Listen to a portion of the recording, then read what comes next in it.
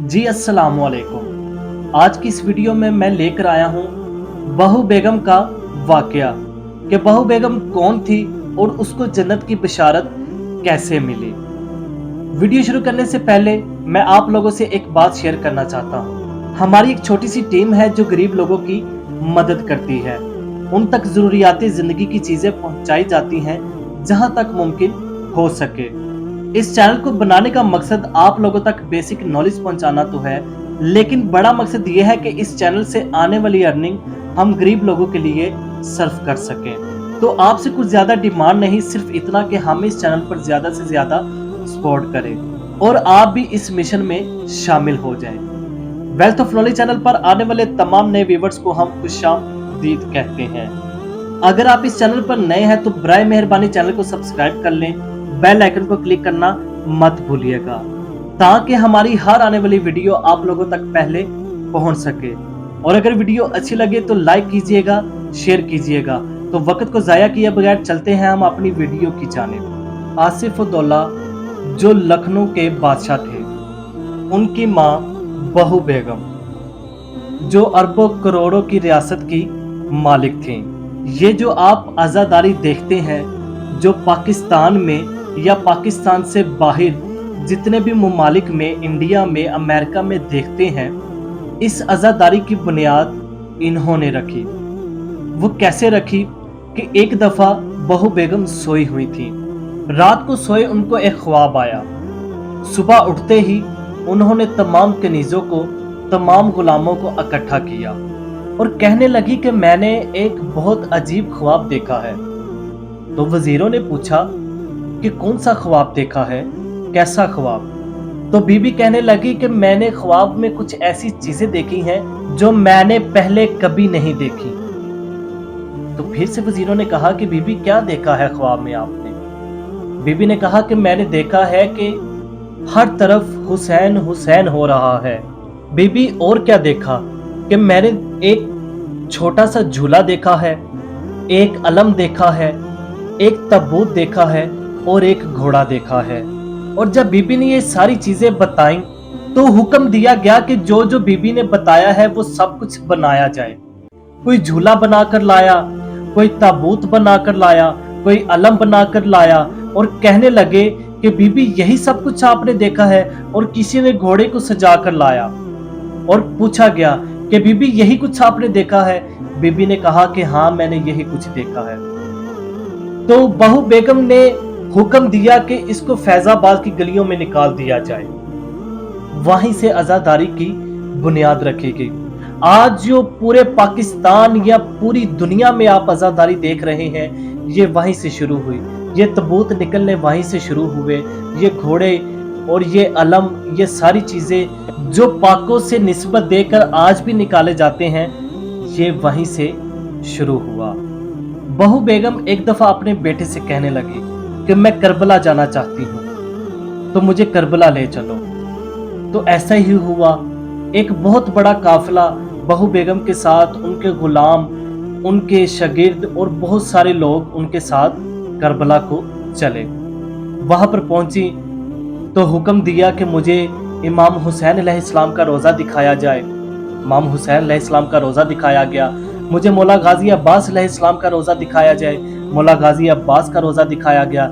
मुझे सरकार मौला अली अलैहिस्सलाम का रोज़ा दिखाया जाए, तो मौला अली का रोज़ा दिखाया गया।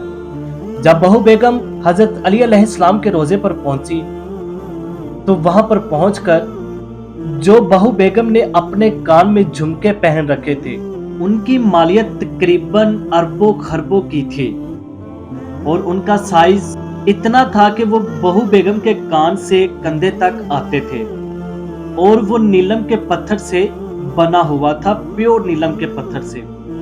बहू बेगम ने अपने वो झुमके उतारे और उतार कर मौला अली अलैहिस्सलाम के रोजे पर लटका दिए और कहा कि मौला, ये आपकी नजर। आज भी अगर आप मौला की जरी पर जाएं तो वहां पर वो झुमके लटके हुए हैं।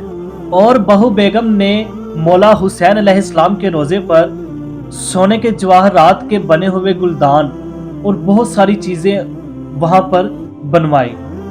आज भी अगर हम देखें तो वहां पर सोने के दरवाजे हैं मौला गाजी अब्बास के, मौला हुसैन के रोज़ों पर जो सोने के दरवाजे हैं वो बहू बेगम ने लगवाए थे और वो आज तक लगे हुए हैं। फिर बहू बेगम ने अपने वजीरों से कहा कि मुझे फुरात दिखाई जाए।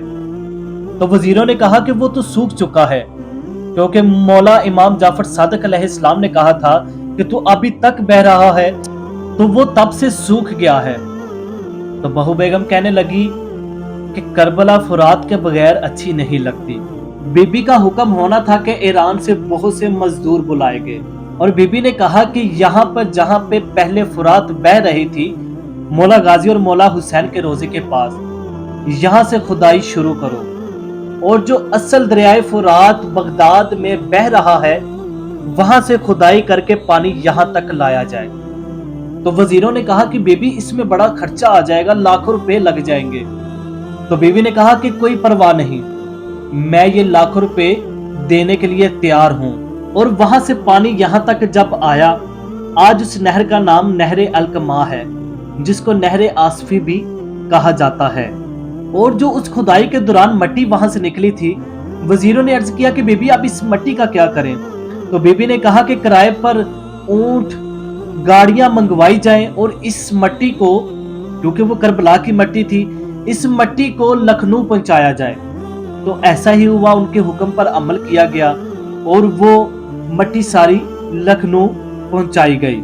जब सारी मट्टी लखनऊ पहुंची तो वजीरों ने कहा कि बीबी अब इस मिट्टी का क्या करेंगे हम। तो बीबी ने कहा कि इस खाके शफा की मट्टी से यहाँ पर एक मस्जिद तामीर करवाई जाए। और आज भी वो मस्जिद वैसी तामीर है और जब भी लोग वहां पर जाते हैं तो उस मस्जिद को चूमते हैं। चूमते लोग इसलिए हैं क्योंकि वो खाके शफा की बनी हुई है। बीबी ने कहा कि और कुछ मट्टी मेरे महल की छत पर रख देना। वजीरों ने कहा कि क्यों बीबी, उसका क्या करेंगी। कहा जब मैं मरूंगी तो पहले इस मट्टी से फर्श बिछाना, फिर उसके बाद खाके शफा की मट्टी से चादर बिछाना। इस तरह से बीबी दफन हुई है। आप सबसे भी गुजारिश है, कोई अमीर है या गरीब, वो मोहम्मद और आले मोहम्मद के लिए लुटाया करे। इससे आपके माल में कमी नहीं होगी बल्कि इजाफा होगा। उम्मीद है कि आपको ये वाकया पसंद आया होगा। अगर वीडियो अच्छी लगी है तो लाइक कीजिएगा और शेयर कीजिएगा। मुलाकात होगी अगली वीडियो में, तब तक के लिए अल्लाह हाफिज, अल्लाह निगहबान। अल्लाहुम्मा सल्ली अला मुहम्मदिन व आले मुहम्मद।